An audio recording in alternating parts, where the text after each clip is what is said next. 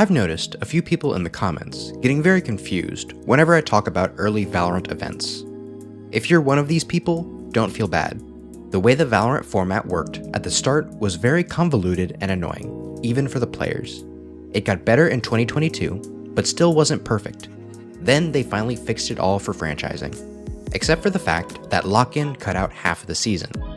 Hopefully things will finally work out in 2024 and onward, but for now, I'll be giving a detailed explanation of how the VCT circuit was created and developed throughout the pre-franchising era.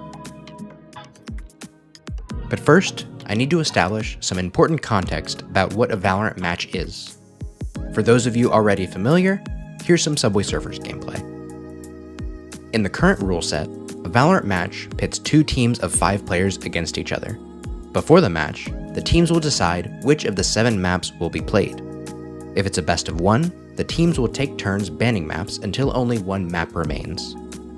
In a best of 3, each team bans 1 map, then each team picks 1 map, then they each ban 1 more map, with the leftover map as the 3rd map to be played if necessary.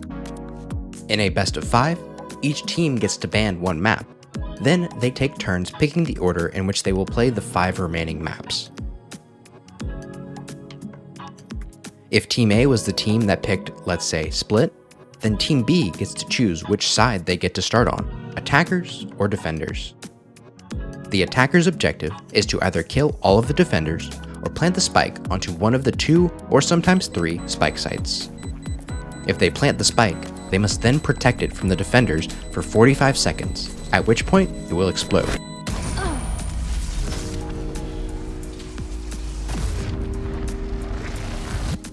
The defenders can win the round by killing all of the attackers before the spike is planted.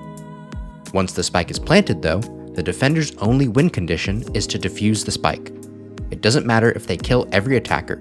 If the spike isn't defused, defenders lose the round. But that also means that the defenders can defuse the spike without killing a single attacker and still win the round. This is the crux of why measuring kills can be very misleading in this game. The teams play 12 rounds in the first half before they switch sides, and play until one team manages to win their 13th round. That is, unless both teams get to 12 at the same time. They then enter overtime, where they have to win 2 rounds in a row, 1 on each side, to win the map. And that's pretty much all there is to a match in Valorant. Yes, I am skipping over some very important factors like abilities and economy, but we can worry about those later. For now, let's stay focused on the format.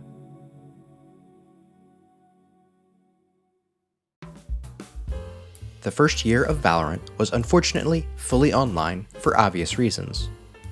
This meant that there would be no international competitions. This sucked, but it at least gave Valorant some time to develop a proper format and structure for their esport. They started off with the Ignition series, a set of third-party tournaments hosted across all regions that would receive support from Riot, but would not be run by them directly. It was mostly a way to just fill the schedule and allow teams to compete while Riot bided their time. Not only did many of these tournaments have really poor formats with way too many best-of-1 series, but the game itself also had really poor rule sets. In modern Valorant, there are 7 maps in the map pool, but in 2020, there were only 4. This completely throws off the typical pick-ban system. It made best-of-5s impossible without using a map twice. There was also the problem of having an even number of maps. Only 1 map would get banned in a best-of-3. Organizers either had to choose the banned map randomly, or give one of the teams an unfair advantage. There was also a lack of modern overtime rules. A team only had to win 1 round in overtime to take the map. It was incredibly unfair. Luckily, some of these oversights were fixed up as the year came to a close. Overtime rules were implemented, and a 5th map, Icebox, was added just in time for First Strike, the first Riot-hosted event. 13 different tournaments to cover 13 different regions in the world. These events were all run slightly differently based on what the organizers thought would best fit the region, but they all had the same basic structure. There were multiple open qualifiers to make it into closed qualifiers, which then led to playoffs or main events. Those two are pretty much the exact same. Some organizers just wanted to be more fancy with their naming conventions. For now, we'll focus on how the North American First Strike was formatted. There would be 3 qualifier events. NSG hosted the first, with the top 16 teams from the open bracket making it into the closed qualifier. There were 4 groups of 4 teams that faced each other in a double elimination bracket to whittle the teams down to 8. Those teams played in a single elimination bracket to determine the top 4. The top 4 teams were qualified for the main event, while 5th through 8th were placed in the next closed qualifier. But here we see the beginning of a long-term issue with the format: seeding matches. They still played out the semifinals and finals, despite them having no importance other than for seeding. UMG hosted the next 2 open qualifiers, with the top 6 from each joining the 4 from the NSG closed qualifier to compete in 4 more groups of 4.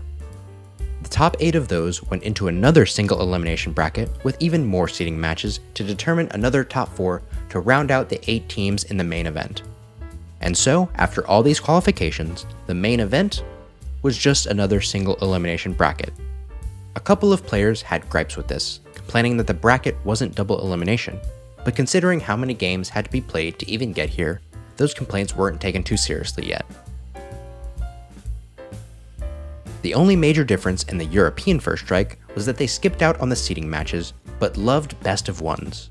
Their qualifiers didn't have any best of 3 series until they reached the top 8. This will be another battle that European teams will be fighting for quite some time.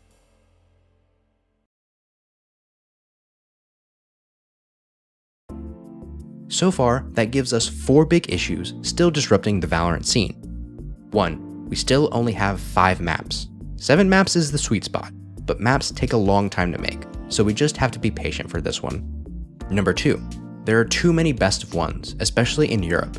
Best of 3s are far more conducive to competition and viewer experience. The fact that so many great teams could lose their chance to compete at Valorant's highest level because of one bad map is horrible. Number 3. Single elimination brackets. I'll talk more about this one later, as it isn't super important just yet. And number 4. Too many seeding matches. No one likes watching pros pretend to care about these matches. Just get on with it.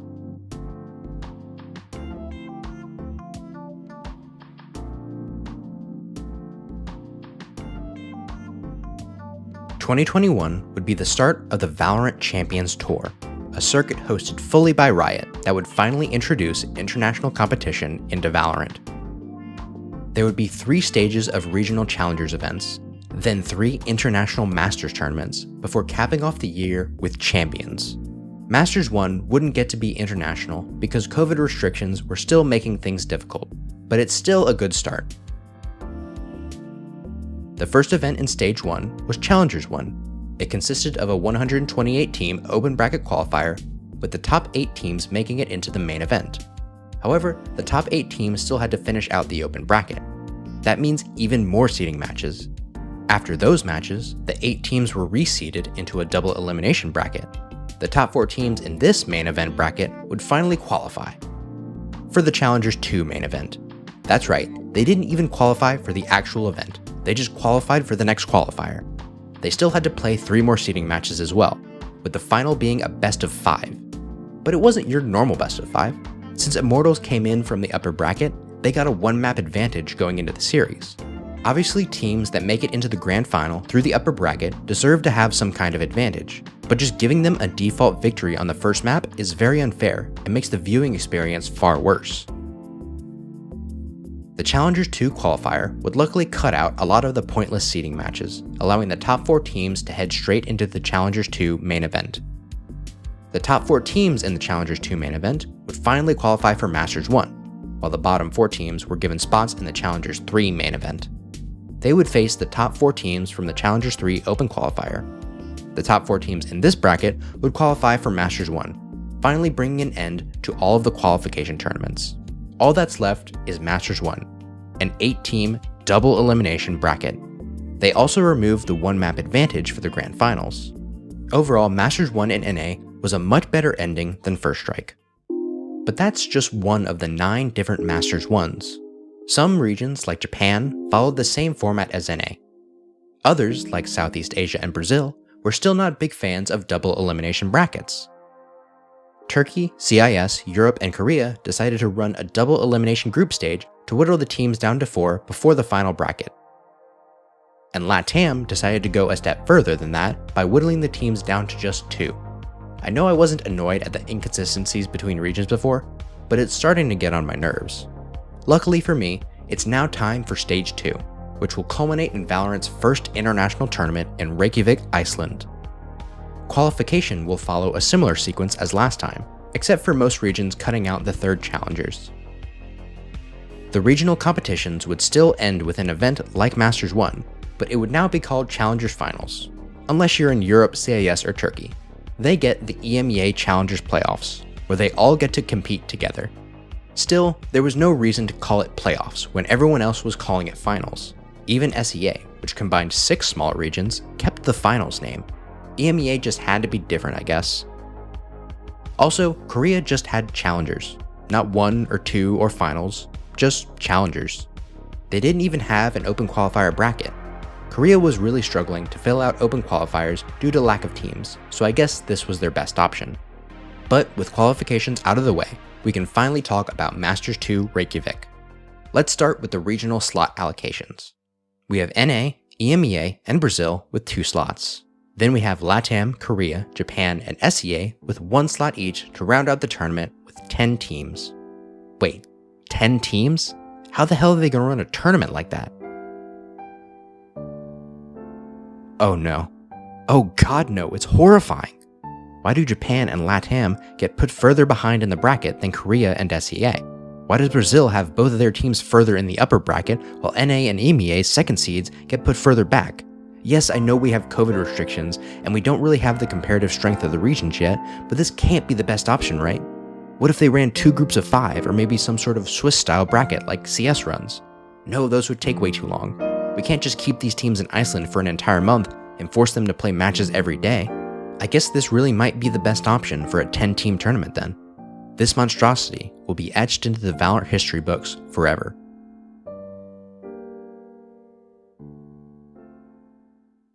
But don't worry, we still have Masters 3 in Berlin, where the map Breeze was introduced to increase the map pool to 6. I've already talked about how even map pools are bad, but Riot is trying their best to get the map pool up to 7 as fast as possible. There weren't really any differences in the qualifiers, except for the fact that now everyone calls it Challengers Playoffs. The regional slot allocations were as follows: 4 from EMEA, 3 from NA, 2 from Brazil, Korea, SEA, and Japan, and 1 from LATAM. Europe had won the naming and slot battles. This is clear pandering, and I will exclusively be using the imperial system of measurement throughout the rest of this video in protest. With 16 teams receiving invites, Masters 3 would have a much simpler format. 4 groups of 4, double elimination brackets within. The top 2 teams make it to playoffs. One big exception though. Bren Esports failed to acquire visas for their team, so they couldn't attend. Their group was switched to a round-robin group stage, where each of the 3 teams would play each other twice. So close to perfection, but once again, it was the best Riot could do. Then, to cap off such a big event, the playoffs were an 8-team single elimination bracket. A huge blow for the double elimination crowd, but we still have one more event in 2021. Let's see if they pull it off.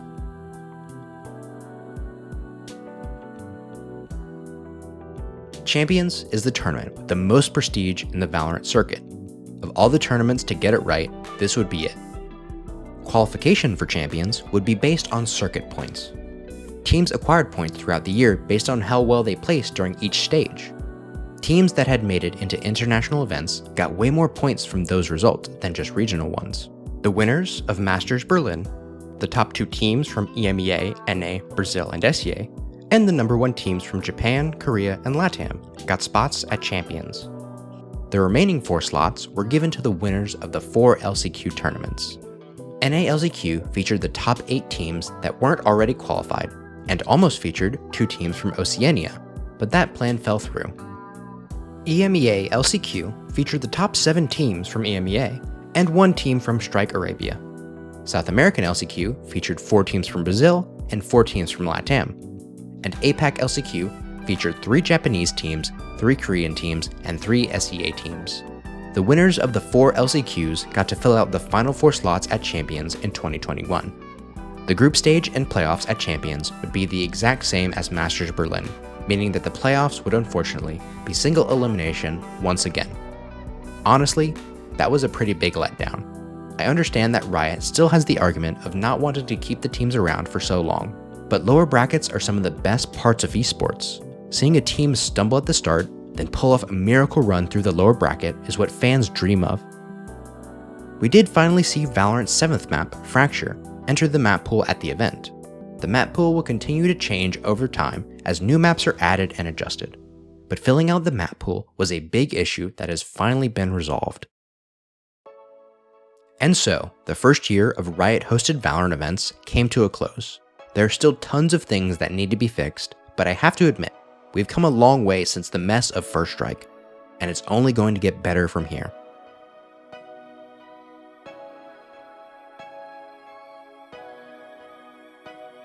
The first big changes would come regionally. I never mentioned it specifically, but running an entire season on brackets is not the best way to run an esport. Many esports can get away with it, but they have tons of events that give teams opportunities to compete. Valorant only had 3. Even if a team made it all the way to the highest regional event, they were only guaranteed 2 matches there. This makes it very hard for any teams that ever have slight dips in form, but it is also hard for organizations to market their teams to advertisers. In 2022, Riot went with the regular season format. There would still be multiple open qualifiers per region to determine which teams got in, but once it got to the top 12 teams, there was a group stage. 2 groups of 6 would play against every single team in their group. Then, the top 4 teams from each group would qualify for playoffs. There would only be 2 Master tournaments, but they'd both be international events. Masters would only feature 12 teams, while Champions would stay at 16. Riot clearly wants Champions to be more distinct and meaningful. It hasn't exactly worked out yet though, since Masters winners are still seen with similar prestige as Champions winners. But with only 12 teams, Riot had to come up with a new format. Remember how annoying seeding matches have been, and how happy everyone got when Riot started phasing them out? Well, Riot are about to completely change their approach to that. Riot wants the regional tournaments to have a bit more prestige and importance beyond qualifying to Masters. But without any incentives for winning the event, teams would never put in the effort. So Riot added some incentive. The number 1 seeds from North America, South America, EMEA, and APAC would receive automatic slots in playoffs at Masters. This was perfectly fine for NA and EMEA, but South American teams played in 2 different regions, Brazil and LATAM.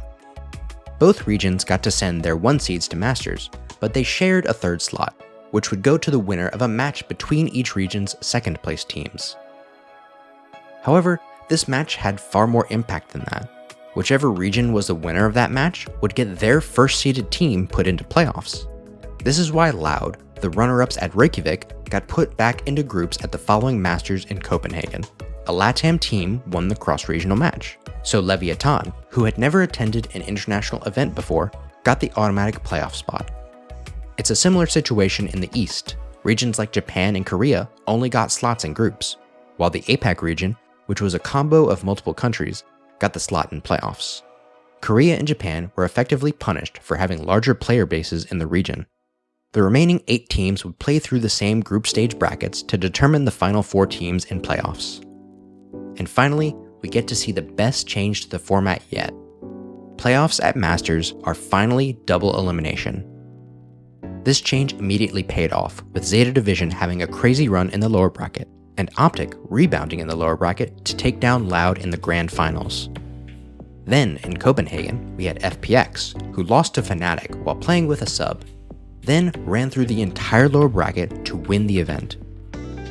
The first 2 double elimination Masters events were both won by teams from the lower bracket, which is shocking considering the advantage that the upper bracket winners had.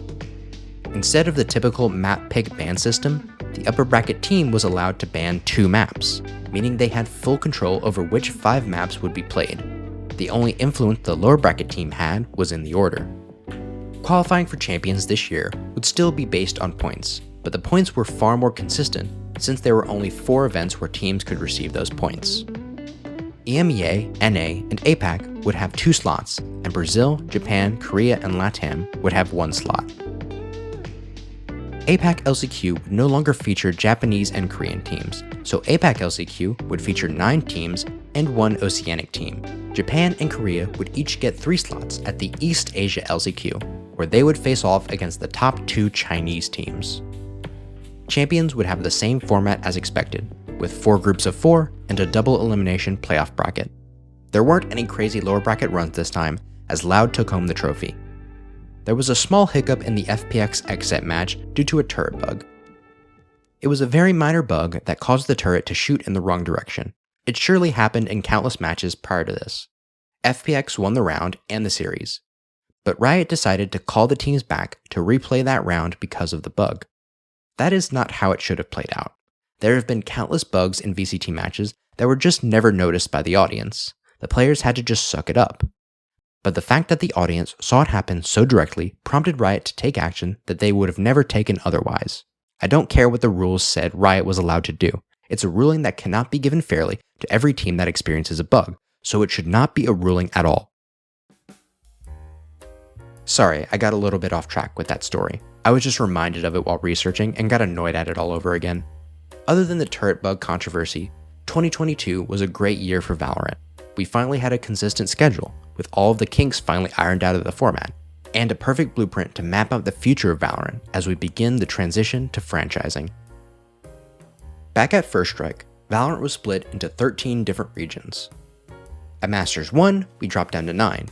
Then for the remainder of 2021 and all of 2022, certain regions were excluded or combined to bring that number down to 7. And now, in 2023, we have the introduction of franchise leagues, cutting that number down to just 4: Americas, EMEA, Pacific, and China. Yes, China won't officially have its own league until 2024, but they still got invites to all the international tournaments this year.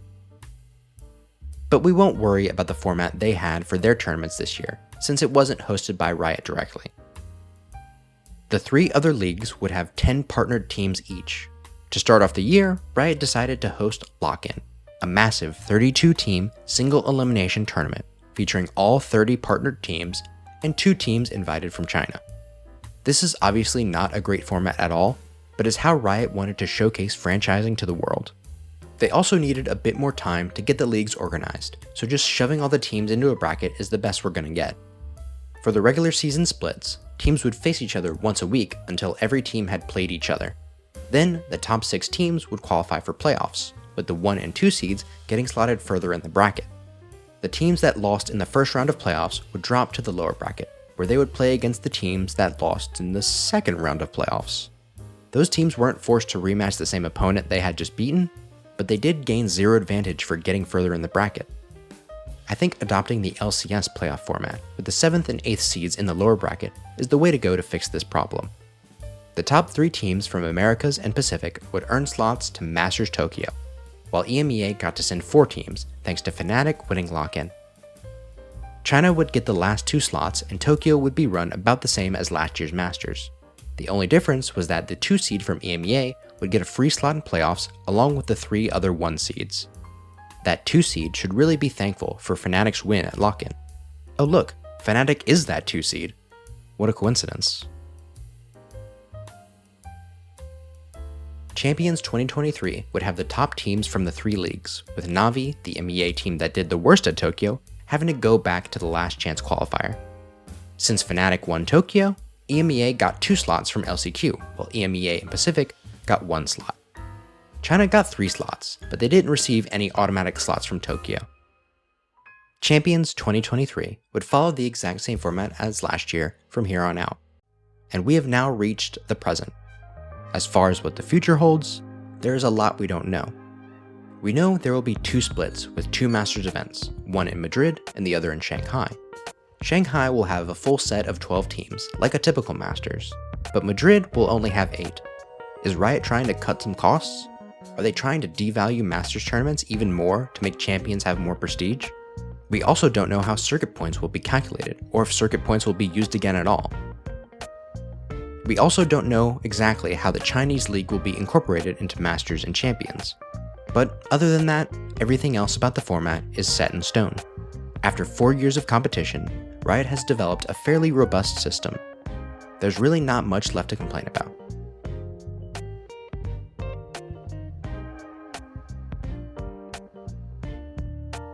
Except for Challengers. Yes, remember that event that used to be the main tournament for regional play? It has now been repurposed for the league's promotion system, and it has some glaring flaws.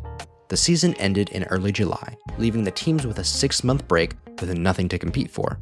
Many orgs have already dropped their teams, prompting Riot to readjust the Challenger circuit as a whole. We still have to see how that will play out, but even during the Challenger season, there were still huge issues. NA had a point system that made absolutely no sense. Europe had so many different subregions that it wasn't financially viable to broadcast one of them. The Pacific Challengers were fine, I think. I don't know. I've been working on the script for way too long, and now I'm just looking at Vietnamese Challengers and wondering what kind of team names they have over there. Fancy United Esports sounds like the antagonist from a shitty esports-focused Disney movie. Team Big Bam actually sounds pretty cool and reminds me of Big Zam. Big Zam, motherfucker! Lazy is lazy. Why is this team's logo just a number and a letter, but their team name is the full word of the number, then a phonetic spelling of the letter?